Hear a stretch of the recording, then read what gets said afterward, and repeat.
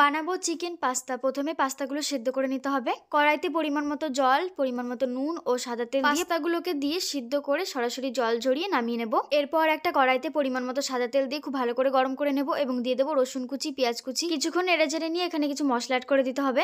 দিয়ে দিচ্ছি জিরে গুঁড়ো, ধনে গুঁড়ো, স্বাদ অনুসারে নুন, পরিমাণ মতো হলুদ গুঁড়ো ও পরিমাণ মতো লাল লঙ্কার গুঁড়ো। সাথে অল্প একটু জল দিয়ে মশলাটা খুব ভালো করে কষিয়ে নিতে হবে। এবার ছোট ছোট করে টুকরো করে কেটে নেওয়া চিকেনগুলো দিয়ে দেবো এবং মশলার সাথে চিকেনগুলোকে কিছুক্ষণ একটু ফ্রাই করে নিতে হবে। চিকেনগুলো ফ্রাই করে নেওয়ার পর গাজর, বিনস ও টমেটো কুচি দিয়ে দেবো। সবকিছুকে একসাথে কিছুটা সময় কষিয়ে নিতে হবে। মশলার সাথে চিকেন ও সবজি খুব ভালোভাবে কষিয়ে নিয়েছি। এরপর কিন্তু সিদ্ধ করে নেওয়া পাস্তাগুলো অ্যাড করে দিয়েছি। সবকিছুকে একসাথে খুব ভালো করে একবার মিশিয়ে নিতে হবে। এরপর কিছুক্ষণ সময় একটু রান্না করে নিতে হবে। আমাদের চিকেন পাস্তা তৈরি হয়ে এসছে। ওপর থেকে টমেটো কেচাপ ও পাস্তা মশলা দিয়ে ভালো করে মিশিয়ে নামিয়ে নেব। চিকেন পাস্তা রেসিপি আপনাদের কেমন লাগলো অবশ্যই কমেন্টে জানাবেন। খেতে কিন্তু দারুণ হয়েছিল। আপনারা এইভাবে একবার চিকেন পাস্তা বাড়িতে তৈরি করে দেখতে পারেন। সকলে খুব ভালো থাকবেন।